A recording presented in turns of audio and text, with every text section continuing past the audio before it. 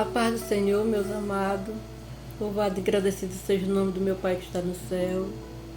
Graças te dou, meu Deus, por mais um dia e pela oportunidade de estar aqui presente, gravando mais esse vídeo. Amém. Meus irmãos, vamos falar de 1 Samuel 16, 7, ok?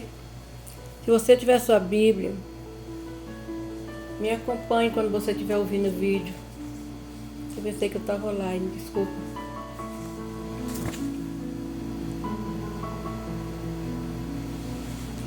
Então, o Senhor não vê como o homem vê a aparência, o Senhor vê o coração. É verdade?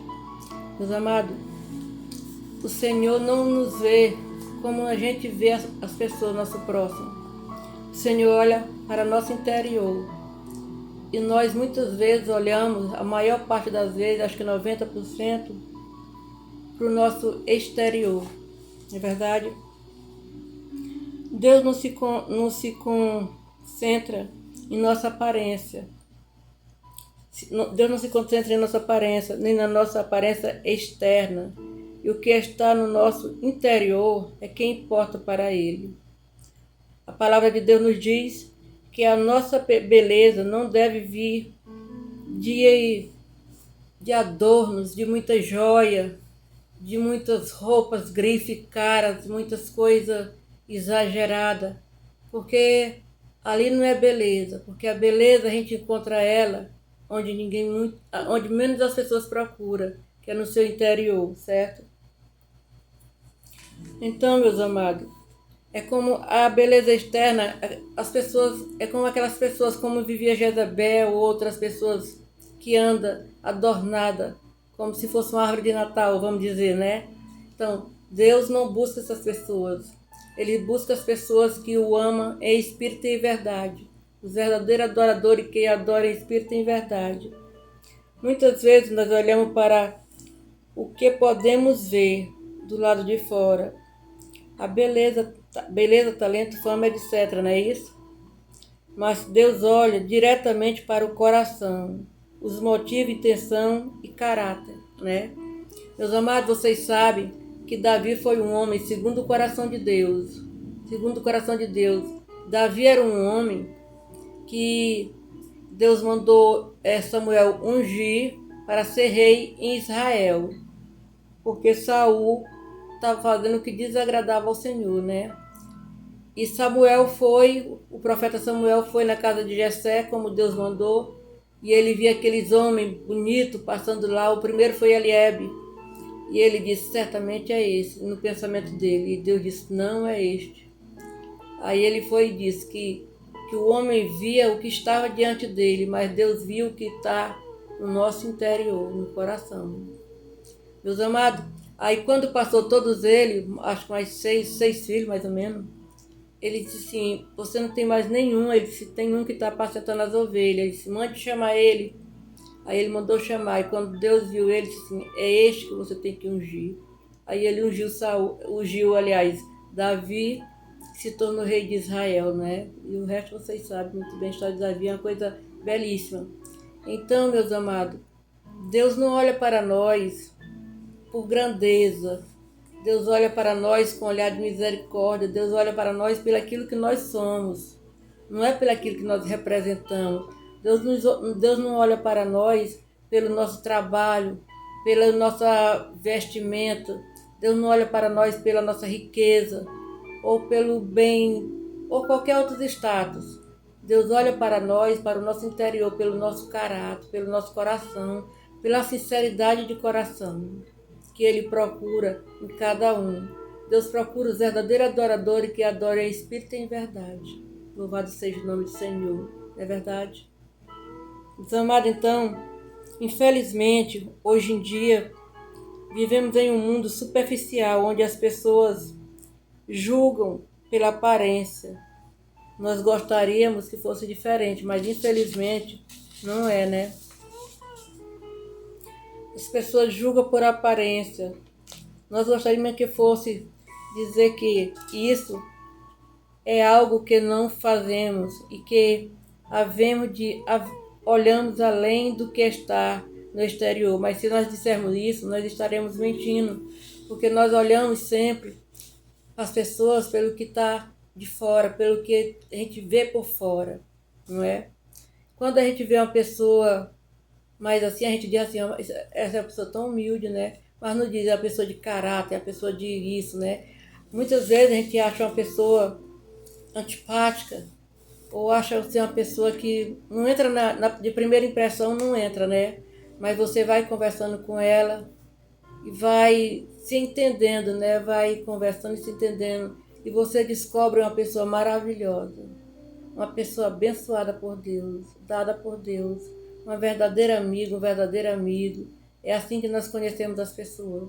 Meus amados, nós não conhecemos as pessoas pelos que ele tem, pelo que ele representa, ou pela sua aparência bela, bonita, garboso e vice-versa. Nem ele, nem ela. Nós conhecemos pelas suas atitudes. Nós conhecemos alguém pelas atitudes deles.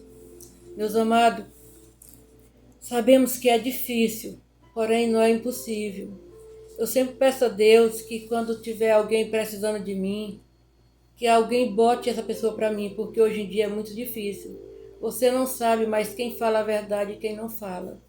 Muito difícil, muito difícil. Antigamente eu achava melhor quando eu morava em casa sem portão, na frente, sem muro, porque as pessoas tinham mais facilidade de entrar na minha casa, certo? As pessoas hoje vê o portão, a gente não pode deixar, né, por causa tem muitos ladrões, roubam essas coisas, né? E a gente, de uma certa forma, a gente se afasta até um pouco mais daquilo que a gente queria fazer. Mas infelizmente é a realidade do mundo. Mas eu sempre digo e peço nas minhas orações que Deus mande para mim as pessoas que realmente precisam de ajuda e que elas possam me falar. Porque se a pessoa não falar, a gente não sabe, né? Também. Só se alguém disser pra gente e se a gente observar. Eu não sou muito de sair de casa. E eu peço para Deus me enviar as pessoas. Para a honra e glória do Senhor. Então, meus amados, eu quero dizer para vocês que o amor de Deus é tão imensurável por nós, mas tão grande, que Ele não repara para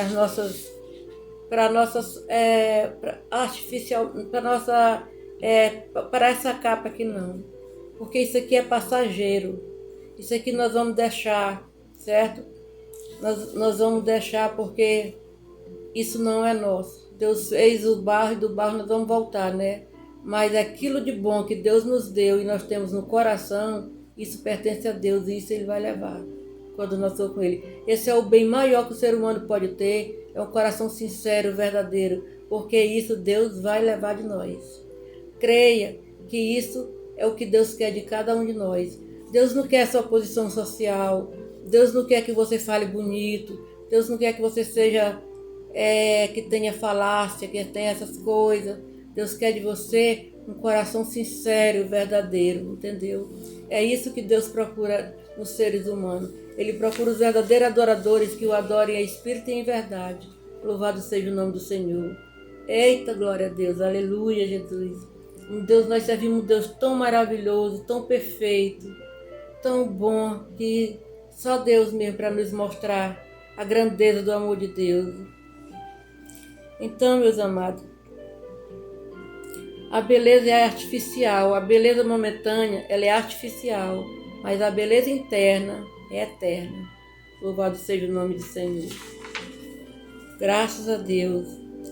Nós somos muito. Tem pessoas que admiram famosos.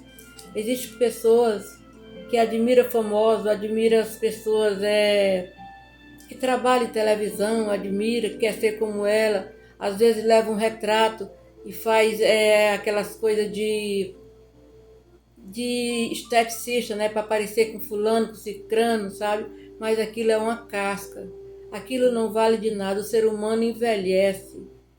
Tudo nele envelhece. Nós nascemos, envelhecemos e morremos. Ou se não morrer no começo, não é isso?